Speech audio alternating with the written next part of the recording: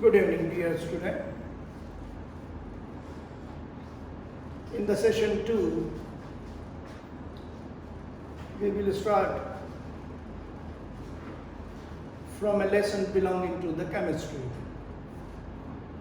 The first lesson of the chemistry is matter in our surrounding.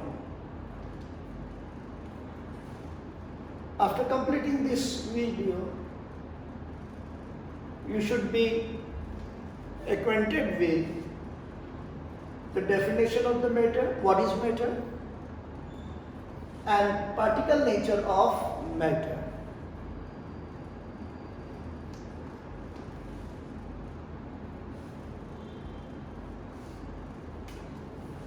So let us define matter. Everything or anything which has mass occupies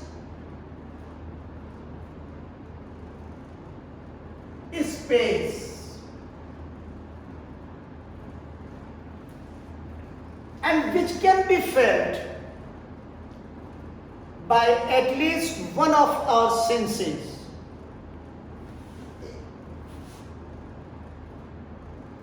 Can be detected by one of our senses. That is, you can feel it, or you can see it, or you can hear it, you can taste it, or you can smell it.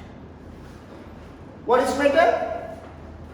Matter is anything which has some mass, occupies space, and which can be detected by one of our senses. You have 5 senses: sense of touch, sense of smell, sense of taste, sense of hearing, sense of sight.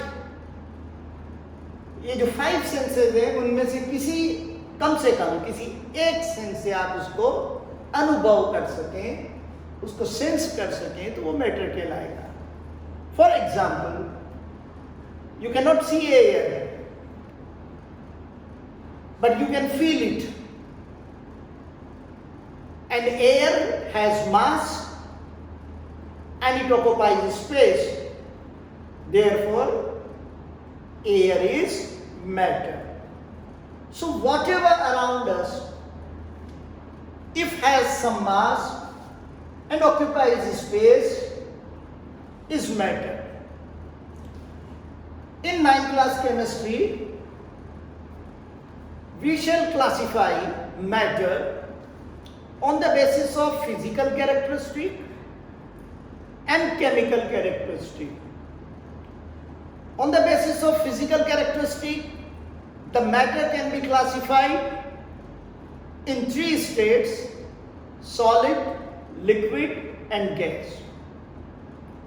We shall discuss these 3 states of matter in this very lesson. In the next lesson, we shall see the classification of the matter on the basis of chemical characteristic, and you will see that the matter can be classified into element, compound, and mixtures on the basis of chemical characteristic. But in this lesson you will learn the classification of the matter on the basis of physical characteristic. And in order to learn the classification of the matter in the 3 states on the basis of the physical characteristic, and in order to distinguish these 3 states, it is necessary for you to know the particle nature of matter. The matter, though, may look in a single piece, but in actual sense it is made up of very small particles, very tiny particles. You can perform a simple activity to demonstrate that. Potassium permanganate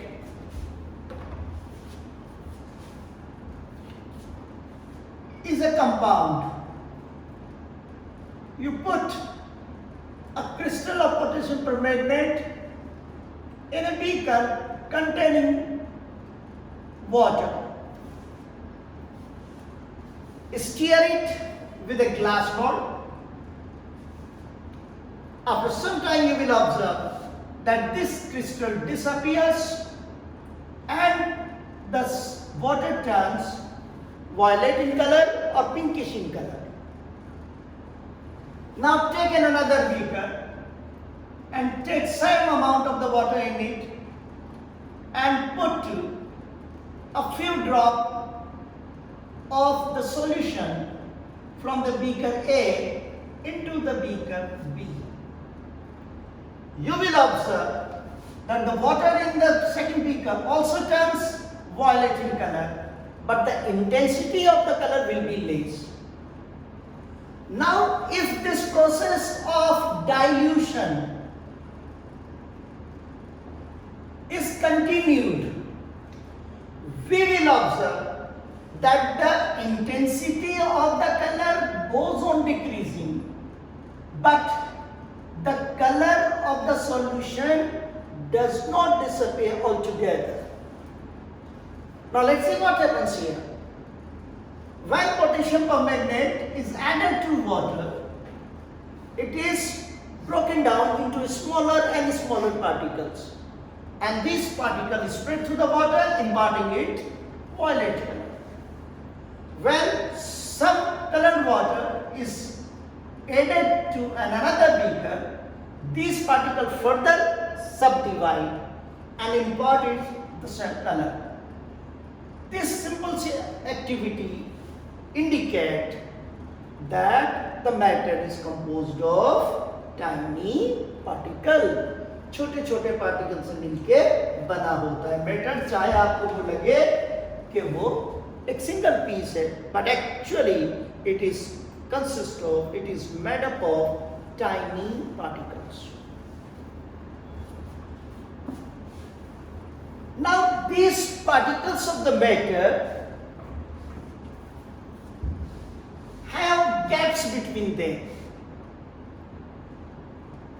These gaps are called intermolecular spaces. These intermolecular spaces are smallest in solid state, somewhat larger in the liquid state, and largest in the gaseous state. Particles of the matter have some gaps between them. These gaps are called intermolecular spaces or interparticle spaces. These gaps are smallest in the solid state. It means in solid state the particles are arranged compactly. They are very close to each other. In liquid state there are some gaps between them. And in the gaseous state the particles have large interparticle gaps or large intermolecular spaces.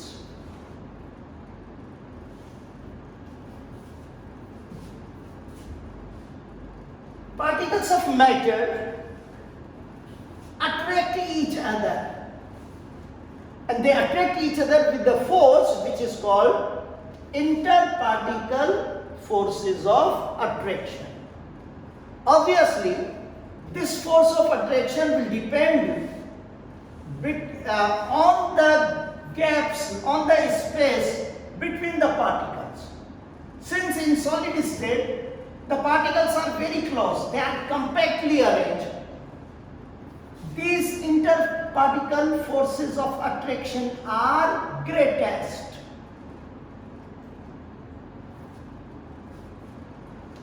In case of liquid state, as there are gaps between them, therefore these interparticle forces of attraction are somewhat weak. But in cases of gases, the interparticle forces of attraction are non-existing. There are no interparticle forces of attraction between the particles of a gas, and they are moving freely. Finally, the particles of matter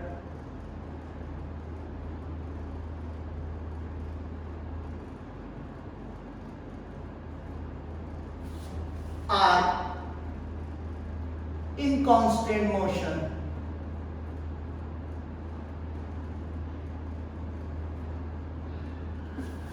The particles of the matter are in constant motion, that is, they have kinetic energy.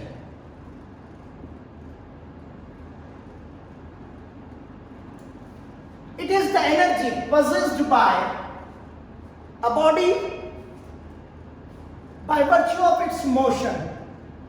किसी particle में, किसी body में उसके motion के कारण से जो energy होती है उसको काइनेटिक एनर्जी कहा जाता है. Obviously, this kinetic energy depends on the velocity.